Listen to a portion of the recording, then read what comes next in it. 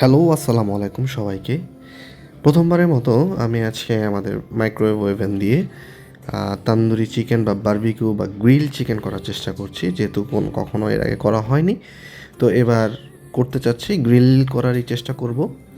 তো আমার ওয়াইফ সকালবেলায় মেরিনেট করে রেখে দিয়েছিল এই 2 পিস চিকেন।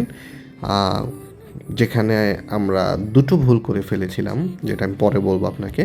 তো মেরিনেট করা চিকেনটা সারাদিন ফ্রিজে ছিল। ফ্রিজ থেকে আসার পর সন্ধ্যার সময় আমরা ওভেনে দিয়ে দিলাম এবং ওভেনে আমরা এখানে যেহেতু মাইক্রোওয়েভে অনেকগুলো ফাংশন ছিল, আমরা গ্রিল মোডে আমরা ম্যানুয়াল বা নেটের থেকে দেখে নিয়েছিলাম যে গ্রিল মোড দিয়ে 10 মিনিট এবং রিভার্স করে দিয়ে আরও 10 মিনিট দেওয়ার জন্য। তো ঠিক সেভাবেই আমরা গ্রিল মোডে দিয়ে টাইমে সেট করে দিচ্ছিলাম। টাইমার আমরা প্রথমে 10 মিনিটের মতো সেট করছি।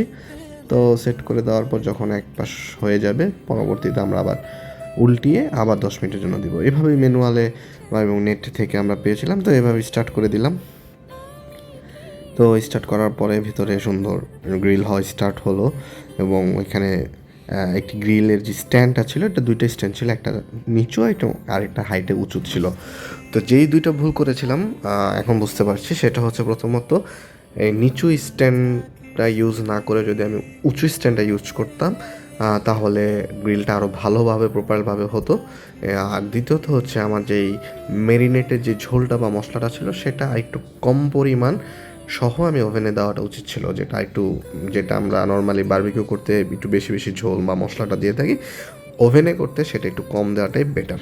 তো 10 মিনিট হওয়ার পরে আমরা সাইড উল্টে দিই এবং বুঝতে পারি যে আসলে 10 মিনিটে তেমন একটা কুকড হয় না। তবে গ্রিল মোডে করলে ওভেনে স্যামসাংয়ের আপনি যত সময় যাবে জিনিসটা, মাংসর পিসটা কুকড হবে, বাট বারবিকিউর মতো যেই পোড়া পোড়া ভাবটা বা ক্রাঞ্চি ভাবটা সেটা আসবে না। দেখেন আমাদের ফাইনাল আউটলুকটা এরকম। তবে প্রথমবার করার পর যে অভিজ্ঞতাটা বা এক্সপিরিয়েন্সটা হলো, সেটা আমি যেটা বুঝতে পেরেছি যে আরেকটা মোডও ছিল বারবিকিউ করার জন্য বা গ্রিল করার জন্য।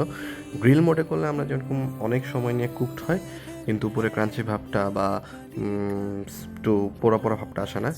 কম্বি প্লাস গ্রিল একটা অপশন ছিল, সেক্ষেত্রে এটা আমার মনে হয় কাজে দিবে। এমনকি আমরা প্রায় 45 মিনিট গ্রিল মোডে কুক করার পরে কম্বি মোডে আমরা প্রায় 10 থেকে 12 মিনিট করি এবং সেক্ষেত্রেই দেখা যাচ্ছে দেখেন মশলাগুলো অনেক তীব্র হচ্ছে এবং ক্রাঞ্চি ভাবটা আসা শুরু করেছিল। ততক্ষণে আমাদের রান্নাটা হয়ে গিয়েছিল এবং আমরা আর বেশি দেরি করিনি। এভাবে আমাদের